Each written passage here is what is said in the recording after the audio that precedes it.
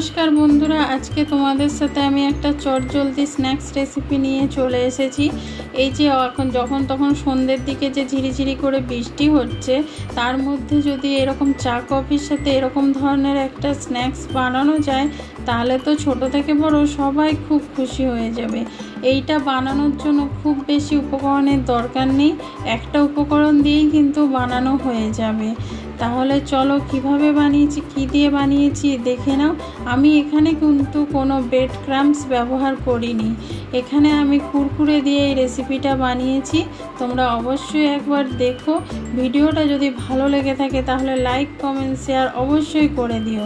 আমি সুস্মিতা রান্নাবান্নায় স্বাগত জানাচ্ছি। ভিডিওটা কেমন লাগলো অবশ্যই জানাবে। তাহলে দেখে নাও ভিডিওটা আমি কিভাবে বানিয়েছি, কি দিয়ে বানিয়েছি। ভিডিওটা প্রথম থেকে লাস্ট পর্যন্ত দেখার অনুরোধ রইল।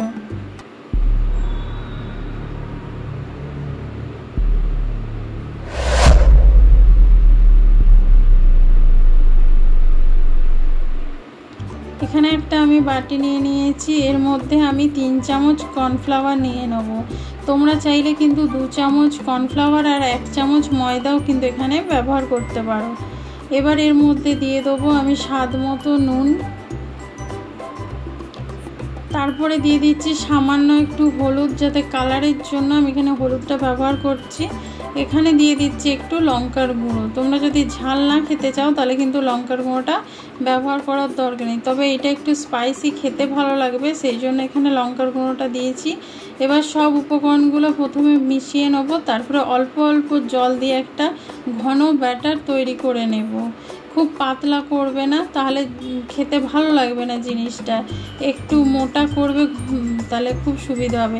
আর এই যে জল দেওয়ার সঙ্গে সঙ্গে এই যে জমে যাচ্ছে, তোমরা যদি অসুবিধা হয় এরকমভাবে করতে, তাহলে 1 চামচ ময়দা দিয়ে দেবে, দেখবে এরকমভাবে আর জমে যাবে না, তাহলে কিন্তু খুব সহজেই এটা হয়ে যাবে। দেখো আমি অল্প অল্প করে জল দিয়ে একটা ঘন ব্যাটার তৈরি করে নিচ্ছি। আর এই রকমভাবে বানালে না জিনিসটা খুব কুরকুরে হয় আর খেতেও খুব ভালো হবে। দেখো এইটাতে কোনো ভয় পাওয়ার দরকার নেই, চামচের সাহায্যে আস্তে আস্তে এরকমভাবে কিন্তু ঘাঁটলেই হয়ে যাবে একদম। দেখো একটা ঘন ব্যাটার রেডি হয়ে গেছে। এবার আরেকটা বাটি নিয়েছি, তার মধ্যে আমি 2 প্যাকেট কুরকুরে দিয়ে দেবো। 5 টাকাওয়ালা যে কুরকুরের প্যাকেট, সেটা আমি 2 প্যাকেট এখানে দিয়ে দেবো। দেখো তোমরা যদি চাও হাতে করে এরকমভাবে টুকরো করতে পারো, কিন্তু হাতে করে টুকরো করলে খুব অসুবিধা হবে। তোমরা কোনো জিনিস দিয়ে এটাকে কিন্তু একটু গুঁড়ো করে নেবে। দেখো এখানে গুঁড়োটা দেখতে পাচ্ছ, খুব মিহি হয় না, একটু দানা দানা রয়েছে, এরকমই করে নিতে হবে। এবার আমি 2টো পেঁয়াজ নিয়েছি, পেঁয়াজ দুটো আমি গোল গোল করে কেটে নেব। দেখো দেখিয়ে দিচ্ছি তোমাদেরকে, খুব সাবধানে করবে, নাহলে হাত কেটে যাবার ভয় থাকে। দেখো তোমরা চাইলে কিন্তু বটিতেও কেটে নিতে পারো, আমি ছুরি দিয়ে কাটছি। দেখো এইভাবে কিন্তু করে নিতে হবে, এইভাবেই আমি 2টো পেঁয়াজকে কেটে নেব।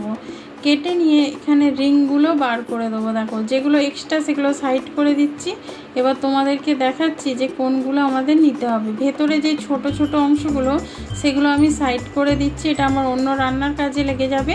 এই রিংগুলো এইভাবে খুলে নিতে হবে। দেখো আর একটু মোটা ধরনের করবে, কাটবে রিংগুলো, তাহলে দেখবে খেতে ভালো লাগবে। তো সবসময় চা কফির সাথে আলুর পকোড়ি, পেঁয়াজি এইসবই তো আমরা খেয়ে থাকি। একবার এইরকমভাবে বানিয়ে দেখো, দেখবে ছোট থেকে বড় সবাই খুব পছন্দ করছে, আর খুব তাড়াতাড়ি কিন্তু হয়ে যাচ্ছে। আর এইটা চা কফির সাথে খেতে অসাধারণ লাগে এই রেসিপিটা। তোমরা অবশ্যই একবার বানিও, তারপরে আমাকে জানিও যে কেমন লাগলো তোমাদের এই রেসিপিটা। দেখো সবগুলো আমি কিন্তু এখানে ছাড়িয়ে দিয়েছি, রিংগুলো দেখতেই পাচ্ছ। এবার তোমাদেরকে দেখিয়ে দিচ্ছি এখানে যে কর্নফ্লাওয়ারের মধ্যে যে আমি ডুবিয়ে নিচ্ছি। দেখো ঘন হওয়ার কারণে খুব ভালোভাবে পেঁয়াজের গায়ে লেগে যাচ্ছে। এবার আমি এই কুরকুরের মধ্যে দিয়ে দেবো।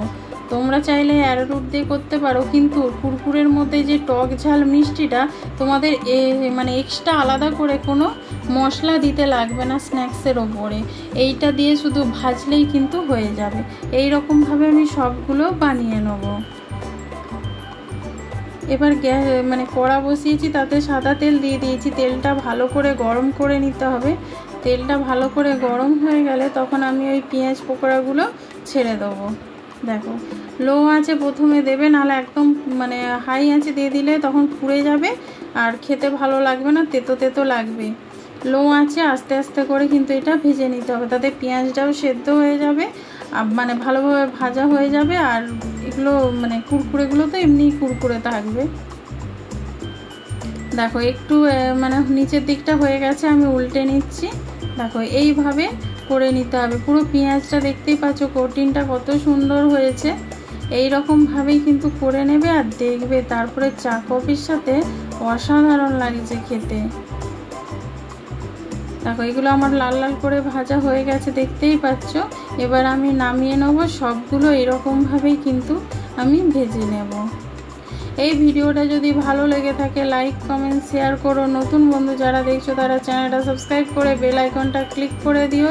যারা ফেসবুক থেকে দেখছো পেজটা ফলো করে দিও। ভালো থেকো, সুস্থ থেকো। আবার তোমাদের সাথে দেখা হবে নতুন কোনো ভিডিওতে। আর বন্ধুরা এই রেসিপিটা তোমাদেরকে কেমন লাগলো অবশ্যই কিন্তু কমেন্ট করে জানিও।